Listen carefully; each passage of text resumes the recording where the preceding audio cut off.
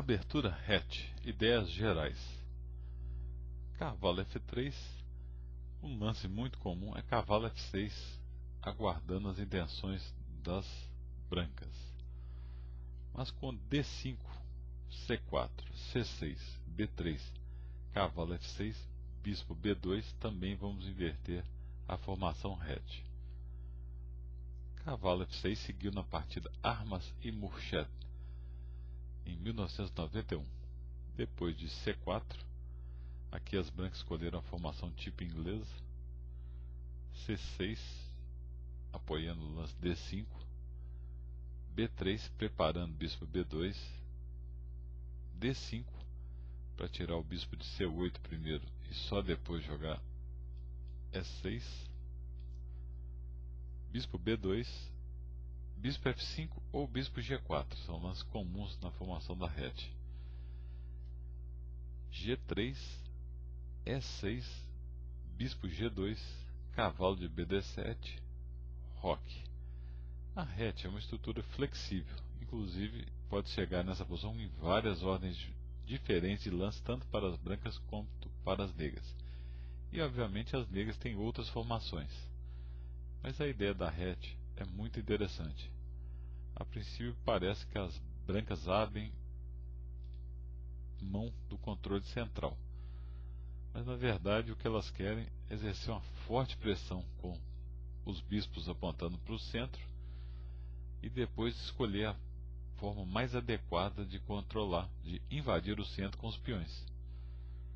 A resposta mais popular aqui é desenvolver o bispo de F8 para E7, D6 ou C5.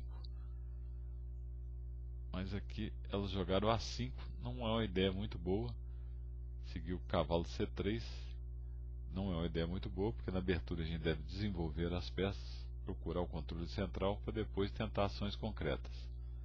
Bispo E7, C toma D5, E toma D5, D3, restringindo o bispo de F5, ameaçando o cavalo H5. Aqui um lance interessante é H6 para manter o bispo na diagonal. Depois de cavalo H4, bispo H7, um jogo igual, mas as negras jogaram roque, cavalo H4, bispo E6 e agora E4.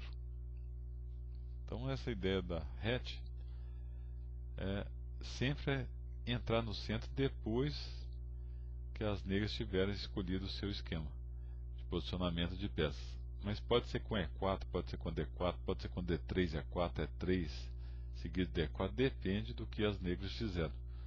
Mas nessa posição, veremos que o controle central das brancas vai decidir a partida a favor delas. Depois de D toma E4, D toma E4,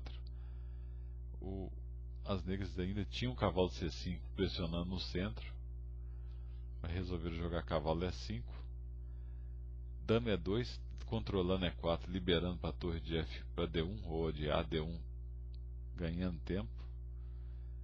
Aqui se dama D3, esperando dama toma dama, cavalo toma dama, em que as negras teriam um bom jogo, as brancas jogam simplesmente torre de FD1. E depois de dama toma E2, cavalo toma E2, as brancas estão em uma posição muito melhor, especialmente os bispos. Depois de torre E8, torre de AD1,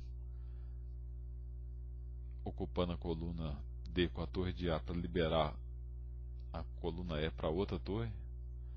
Dama C7, H3 é um lance para preparar F4, que se F4 direto o cavalo poderia ir em G4. Bispo C5, prevenindo F4, cravando o peão de F. Rei H2 insistindo com o plano. E agora as negras deveriam jogar cavalo G6. As brancas têm alguma vantagem ainda, devido a esse plano mesmo de expansão na ala do rei, mas o jogo das pretas é completamente sustentável. Mas tentaram jogar um truque tático cavalo de EG4, que é furado com a defesa precisa, as brancas ganharam. H toma G4, cavalo toma G4, e aqui devem tomar muito cuidado, que na verdade a ideia das negras também não é tão inocente assim.